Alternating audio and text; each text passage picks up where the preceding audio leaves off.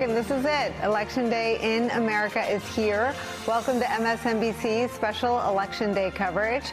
Today marking the end of a presidential campaign season like none other in American history.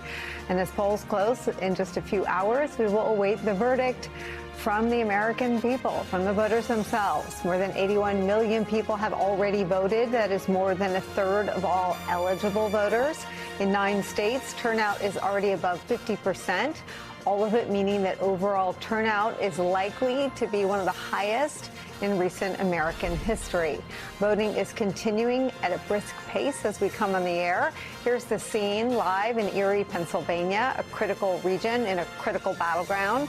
As for the Democratic presidential candidate, Vice President Kamala Harris, no rest for the weary, as they say. Here she is on a radio show this morning, reiterating her message of unity.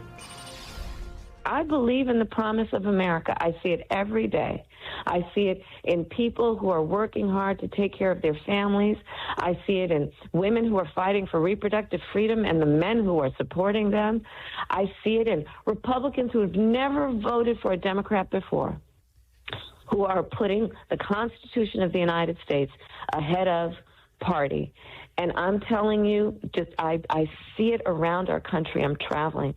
People are yearning for an approach that is about bringing us together. Today will be a test of that message and what the vice president has accomplished in her 108-day campaign. Ever since President Joe Biden made an unprecedented act of political self-sacrifice, stepped out of the race and passed the torch to his vice president, Kamala Harris, she has assembled an historic, ideologically diverse big tent coalition of a scale once considered the stuff of Aaron Sorkin TV scripts. Kamala Harris is the candidate who made it possible to put Dick Cheney and Taylor Swift in the same sentence on the same side. It's a coalition that Vice President Harris has assembled for her, but also in opposition to a campaign that is spending its final days circling the drain of the darkest depths of misogyny and racism. At his final rally, Donald Trump called Nancy Pelosi the B word. That's hot on the heels of his running mate, J.D. Vance, calling Vice President Harris the G word, G for garbage, but he used the word trash.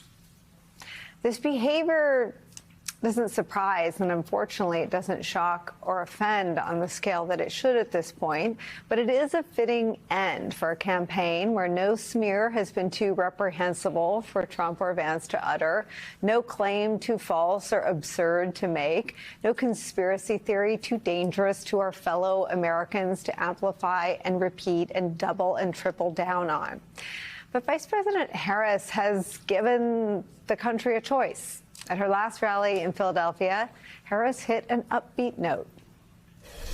Our campaign has tapped into the ambitions and the aspirations and the dreams of the American people. We are optimistic and we are excited about what we can do together. And we know it is time for a new generation of leadership in America.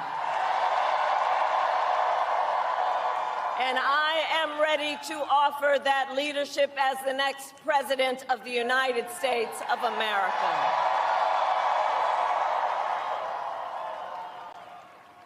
However, the race ain't over yet, and we must finish strong, and this could be one of the closest races in history. And tonight, then we finish as we started, with optimism, with energy, with joy,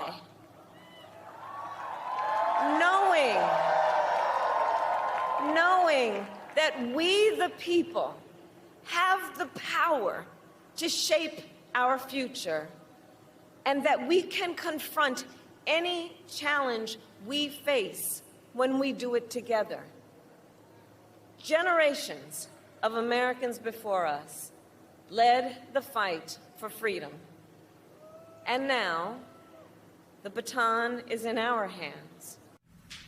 Hours to go before the polls close on Election Day 2024 is where we start today with some of our most favorite reporters, friends, and special guests. Here with me at the table for the hour, former Republican Congressman, MSNBC political analyst David Jolly is here. Claire McCaskill's back with us. She's a former Missouri senator, the host of MSNBC's How to Win 2024 podcast, and our friend, Democratic strategist and professor at Columbia University, MSNBC political analyst Basil Smikle is here. But we get to start today at Harris Campaign headquarters with Stephanie Cutter, senior advisor to the campaign. We have worked against each other. We have offered opposing views from two parties that used to have policy divides. You have helped run, I think, the first post-partisan presidential campaign in modern American history, where you've been juggling the schedule of the current Vice President of the United States and former Republican Congresswoman Liz Cheney, two up here together. Tell me what this campaign is about in its final hours.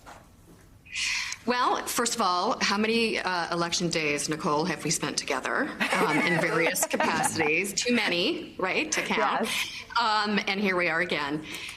So what does this all mean coming into Election Day? You know, I think that the Vice President said it the best last night, where this incredible coalition has come together in support of the Vice President, in support of turning the page on Donald Trump, and circling around this promise of America. And it has been an incredible thing to be part of and watch grow over the last several months. And we feel coming into Election Day that we've had a ton of momentum. I want to remind everybody that polls are still open. There's still time to vote if you haven't voted yet. And if you have voted, there's still time for you to get your friends out to vote, especially those low propensity voters. And we are finishing strong. Turnout is up in almost every single state. There are projections, for instance, in Georgia, that we will exceed what our campaign had projected, but even what the Secretary of State had projected.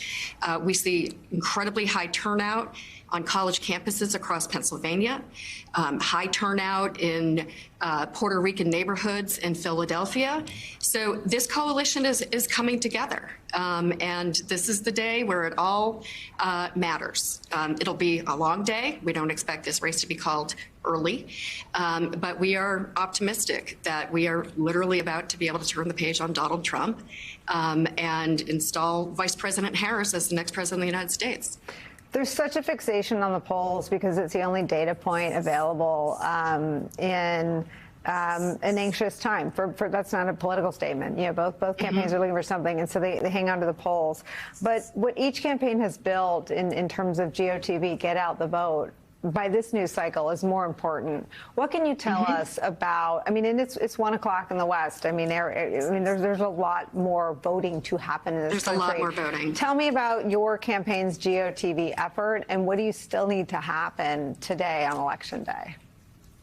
Well, literally, we've got poll workers, we've got people driving to the polls, we've got efforts to make sure that the actual implementation of voting is going smoothly.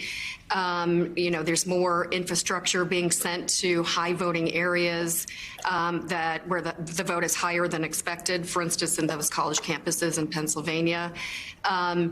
And we and you saw the Vice President at a phone bank with people calling, encouraging people to get out to vote. We know pretty much who's voted so far. We know who is left to turn out. This was a huge weekend in terms of get out the vote. We had 90,000 people knocking on 3 million doors across battleground states. That's unprecedented. So we need to stay focused. We need people to actually come out and vote. If you are in line, don't get out of line. If you need information of where to go vote, go to iwillvote.com. And you know, from anecdotally, from what we see happening across the country, people are having a good time going to vote. There are DJs, there's dancing, there's that joy that the vice president talks about happening at polling places all over the country. So please go find one if you have not voted. How much have you allowed yourself to contemplate the possibility that Jan Selzer's right? Of what's happening in Iowa? I mean, I think that the more bigger, reflective of what's happening across the country. Well, I mean, I'm sorry, but you tell me if you think that she may have, the bigger story may be that she may have identified a flaw in a lot of models. Do you think that's possible? I definitely think it's possible that there's something going on out there that neither campaign or public polls have picked up, and that's women writ large, regardless of party, all age groups coming out and voting at very high numbers. And not just women, but the men that love them, whether it's a sister, wife, daughter, cousin, neighbor, friend. So it could be reflective of some of the things that we see in early vote and across battleground states. You know, this race is unlike any other for a million reasons. From the Dobbs decision to the first presidential post-COVID, where people are changing their voting patterns, to Donald Trump being on the ballot again, to Vice President Harris being a relatively new candidate. All of this shakes up the framework of the electorate and how you track it. So we think we have a good idea of where our vote is and where we need to meet our goals, and we are meeting our goals. If what Ann saw in Iowa, it's reflective of what could be happening across other states, and this will be a very good night for us.